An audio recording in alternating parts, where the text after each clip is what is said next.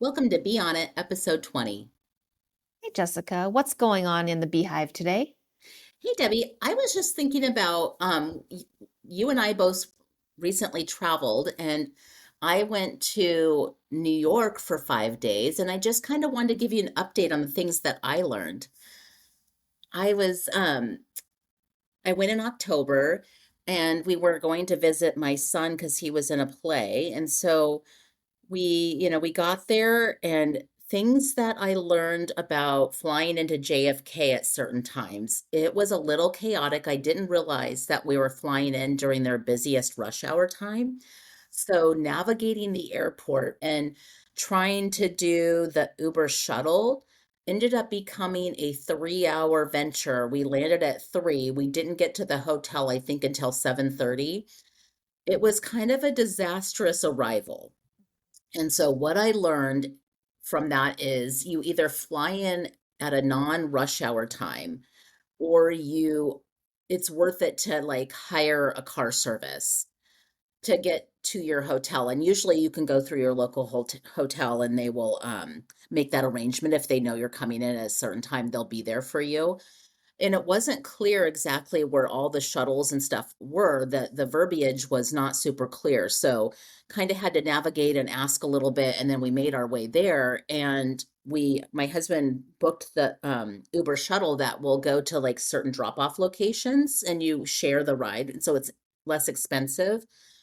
And so we somehow missed the first one and had to wait a good couple hours for the next one. It was super busy that particular day we were flying in on a Thursday. I was like, let's not do that again.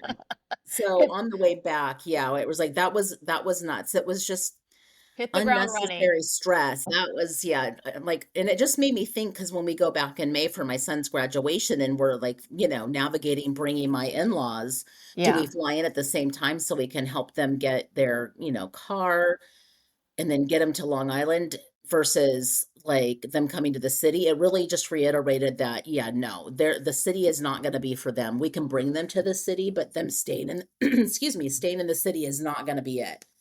Um, yeah, I would not with my father-in-law's health issues. I was like, okay, so this just really like solidified that, and that they should pay for a shuttle directly to their hotel, even if it is in Long Island, it would be worth it. And then get the car rental there in Rockville.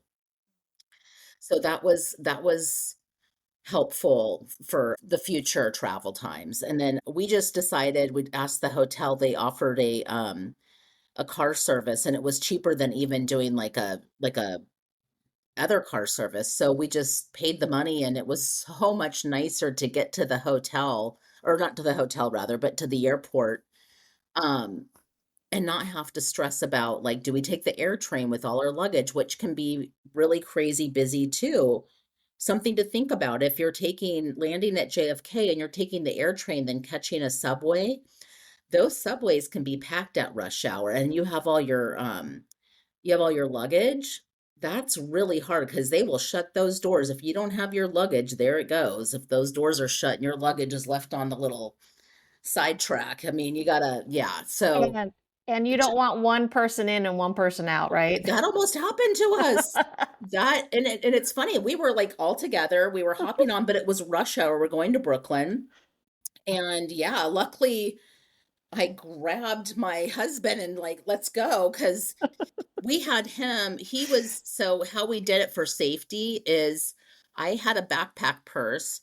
So my husband would be behind me, I'd be in the middle, and my son was in front. And this was just to keep us all safe. And so navigating, going downstairs at subways, especially if you're out a little later, in the evening and it's dark, and just being safe, and just especially in certain areas of New York, you just want to be heads up and aware.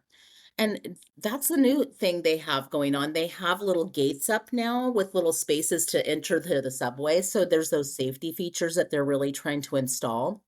So just knowing that you're either, having your family strategically placed when you're waiting at the subway against a pillar, against the wall, making sure that if you're, wearing a backpack purse or a crossbody, that it's tucked under stuff. And so that's what we did, and it was perfect. But yeah, remembering rush hour, and that's usually those hours between 3 and 7 apparently. Didn't even think about that.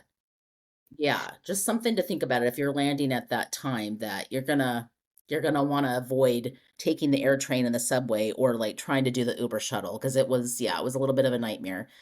We might as well landed. We should have just landed at 7. We were going to get there at that time anyway. So it's like, okay, note to self, do that differently. Hmm. But other than that, what I also learned is that I can find community anywhere. And I don't know if I was just because this was such a fun trip and we were just coming to see our son. We just met so many people along the way. I just would randomly start talking to people and they'd start talking to me and got invited to go do all these things. And we got invited to go see somebody's band in Harlem. We just weren't able because we're all the way in Brooklyn able to get there.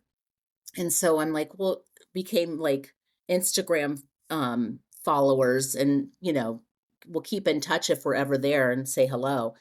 And then just met like a lovely owner of a bar. And he just took care of us and like gave us like places to go visit and like gave us a free drink and just really lovely people So that we met. I sweet. met a nurse along the way just talking to him on the train on the way back from my son's play and just all these lovely people that we connected with along the way that doesn't normally happen when I go on vacation. And, really, New York, you don't think of as a welcoming, open town, but it really is. People are, because it's so big, people have to find community.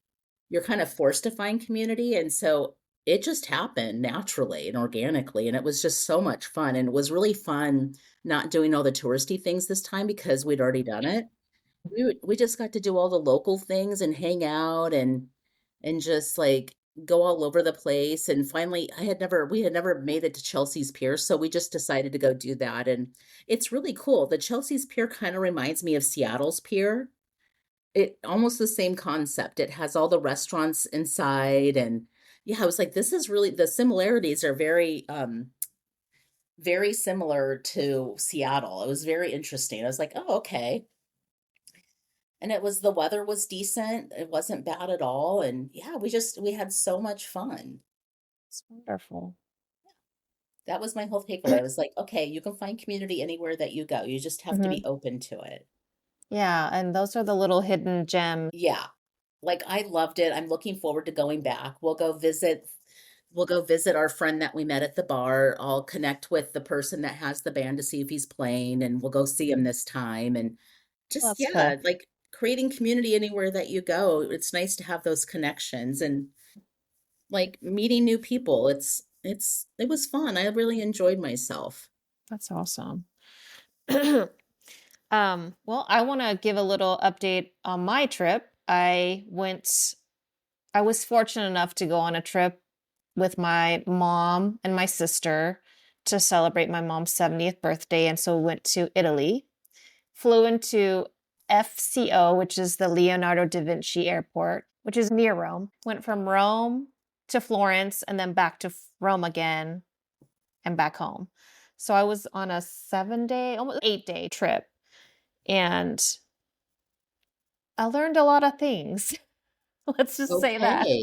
If you haven't been somewhere before, sometimes you might have some idyllic perceptions of what life would be like in those places. Oh yeah, we romanticize for sure. Oh yeah. Like like I'm imagining like these old buildings with these windows and you open the windows and there's these flowers which we did experience like smelling bread every day and just like Yeah. singing songs it's like Yeah, some yeah. sort of Disney movie like Like you romanticizing of see the in the city. movies. Exactly. So I had these certain perceptions going in, and some of those perceptions were crushed a little. When you're going to visit another country abroad, you're basically a foreigner. And unless you have command of that language and of that culture, you're going to come upon certain experiences, positive and negative. So you just have to be open minded about that kind of thing. So we struggled in that area. And and then just like learning more about the people that you're traveling with. So I've never been on a trip with my sister and my mom. I mean, I've been on a trip. I've been on many trips with just my mom and my family, but not on a trip with just myself, my sister, my mom. So obviously it was a different dynamic. And then my mom's getting older and we're all getting older, just learning about each other and our little quirks and our preferences and things we don't like. It was good to have those experiences if I'll ever have this opportunity to travel like this again. Because obviously things will change if we go on a future trip. Yeah. It's just going to be different. So I was just really thankful to have this trip with them and just learned more about them. And that was helpful to me for how I navigate future trips or just navigate the relationship in the future. I think it's easy to romanticize. I mean, I romanticize New York because I would move there in a heartbeat. But then I think about like, okay, we would take the subway, and that's great on a non-rainy day or cold day. But then walking 15 minutes back to our hotel from our drop-off point from Union Station, I'm like, this would be hell. If it were snowing or rainy on the day to day, I would hate this. It would, yeah, get You tiresome. know, it's like it can't be all sunshine and lollipops, right? It's like, but like, you'd have to realistically, depends on where you lived. You have to have a car, not maybe in the city itself, but the outer, like the suburbs for sure, not the suburbs, but the outer boroughs. And then our son telling us that they go by avenues, not Oh, blocks. mm-hmm. And he's like, it's just up the way. He pulled something that his dad would do. It's just right up the way, not too much longer. Literally, half hour later, we arrived to Rockefeller, which I'd already been, but I hadn't been to this. He wanted to get some Swedish candy, and I'm like, okay, let's go. And so navigating a mass rush, my son's taller, my husband's taller, I'm in the middle. I'm short enough where I can I really learned how to navigate New York very well as a short statured person. I knew to go against buildings or go to the curb or follow people that were in wheelchairs would get you somewhere a lot faster. So I learned don't go to the center of the sidewalk. That's where everybody's just kind of standing around or like they're just moving.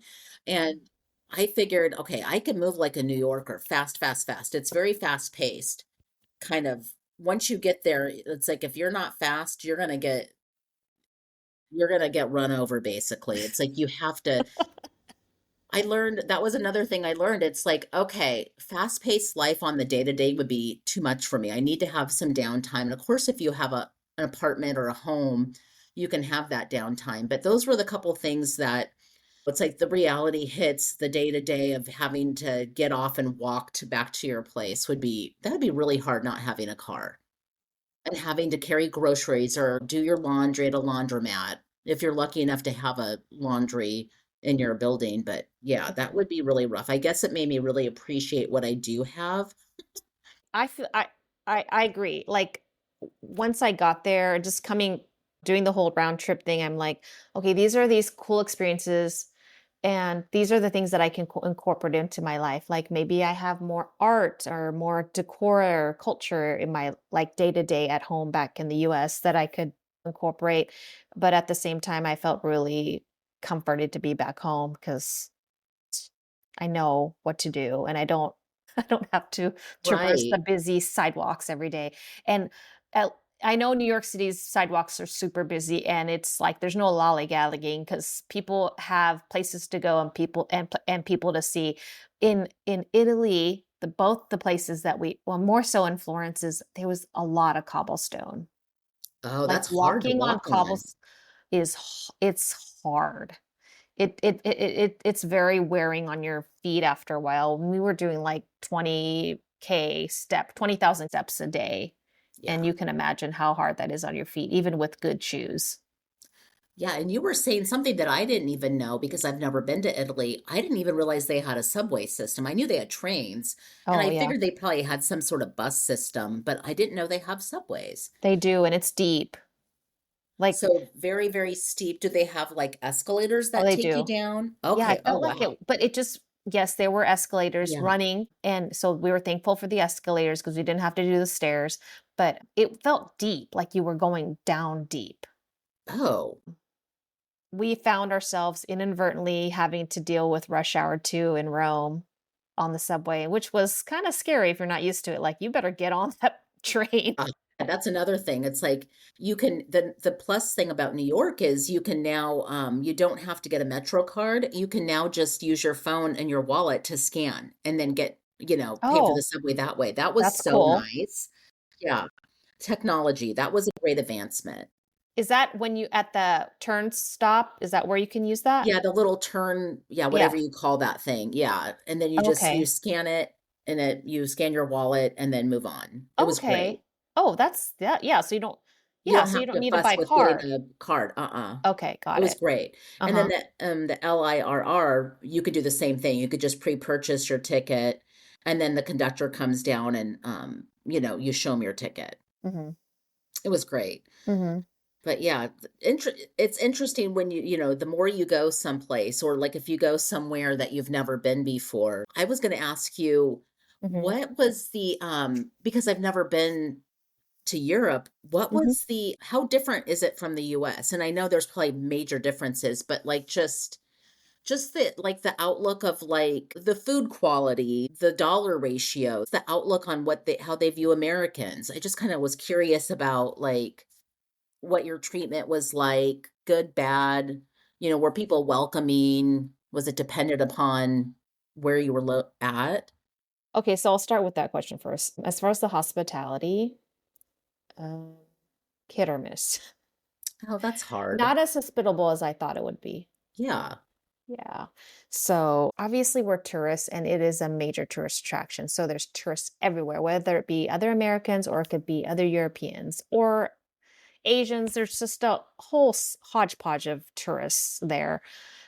Italy's such a major tourist attraction. You've got in Rome, you've got the Colosseum, the Pantheon, the Vatican City. In Florence, you have all, the art galleries. So it's overrun by tourists. And tourists they give their money and we give our patronage, right? But what are we taking away? So basically as tourists, we're taking, I mean, I'm not talking about souvenirs. I'm talking about the deeper things. Like we're taking away memories and experiences of the city that we may or may not visit ever again.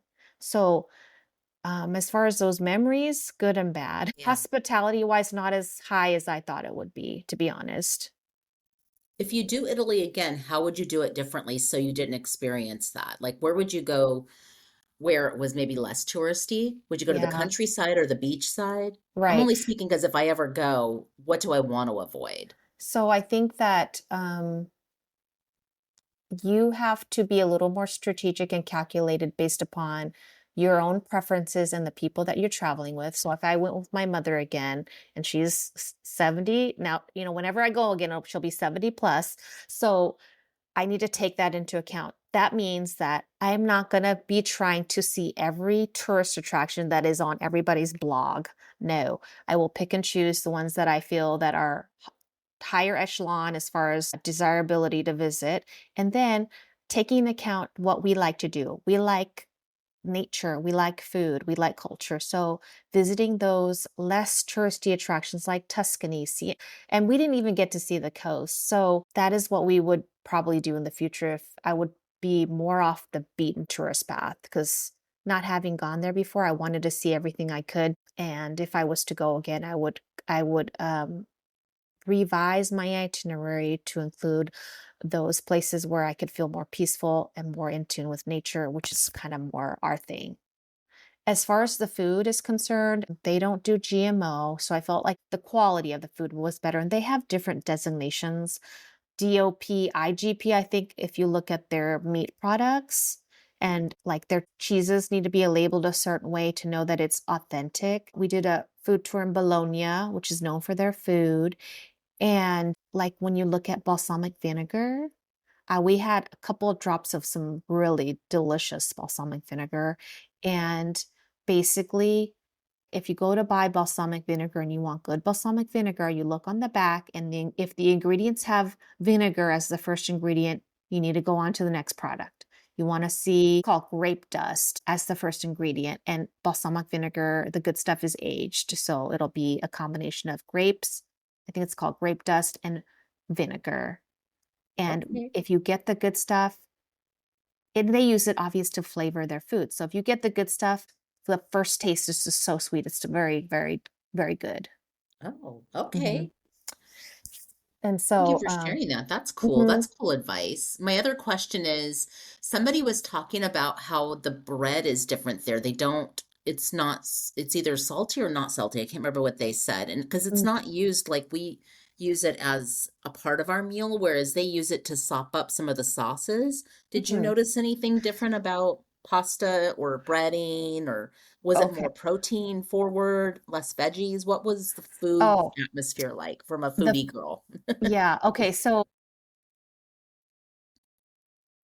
I felt like the food was a little more protein heavy. I like less protein and more veggies.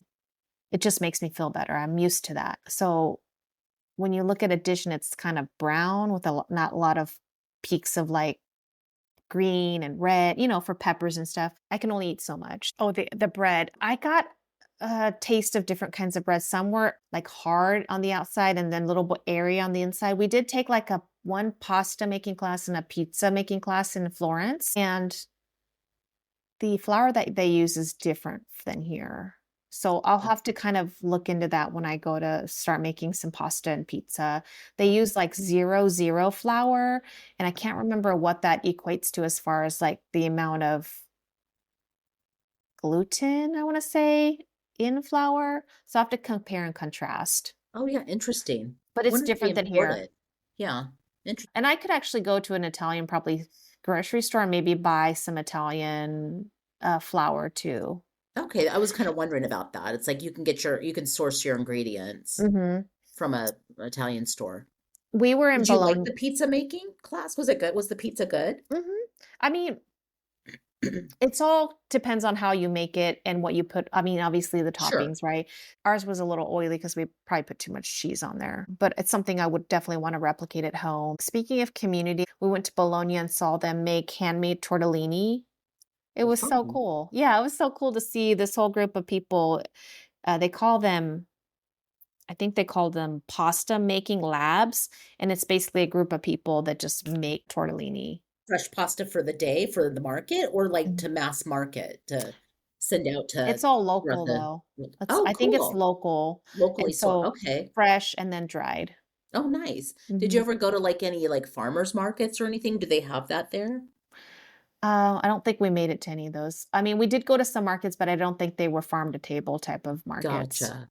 Well, gosh, that's very helpful. It's like it kind of paints a picture for me personally what I like and what I want to avoid. Mhm, So it just like makes me think about an itinerary that I would create. mhm, Just so I was avoiding those like overly crowded touristy spots. I mean, obviously when you've never been, you kind of want to see some of those things, but mhm. balance, right? Like you said, there's some balance that has to happen. Yeah, absolutely. And I think that wherever you go, tourists aren't not machines. We still crave that authentic human connection. And you can have bad experiences, but you can treasure those experiences where people take a little extra time to be hospitable and to be caring, and even amongst fellow travelers, where you take a little time to help each other out. Those are the things that are really touching when you travel. That's nice. That's kind of what I noticed too about my trip is, we're not even from New York, but people were having questions about like what subway they needed to take or what train, and we would help them because we knew the answer. And it's like just humans being humans, and it's like just remember that wherever you go, you're in a city that, you don't live in, and that you could still find community and you can still be a kind person. Even if you don't know the answer, you could try to help them because everybody's just trying to make it through this world and lead your life with kindness. I think that's the takeaway.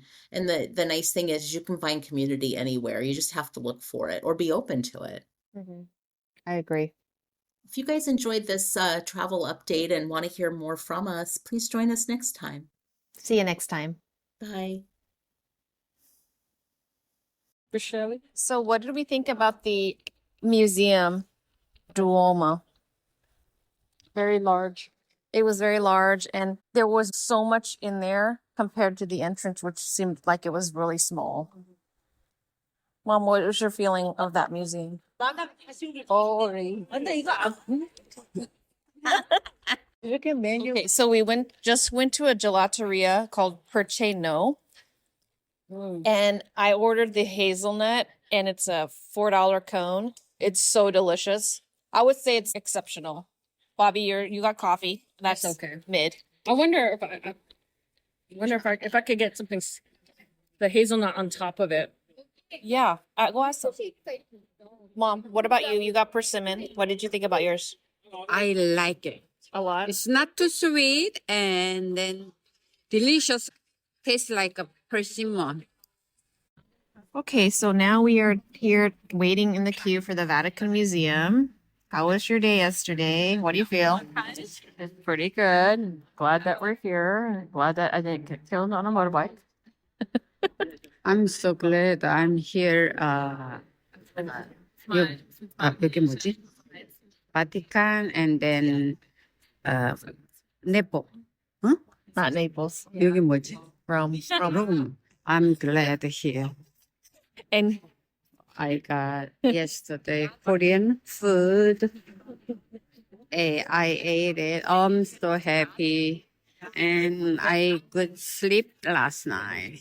yay. Yay. And we went in a very long procession to St. Peter's Basilica, in front of St. Peter's Basilica, where a lot of people were waiting to get blessed by the Pope. We just visited and then came here to visit the Vatican museums At our 10:30. at our 10:30 time slot. Yes.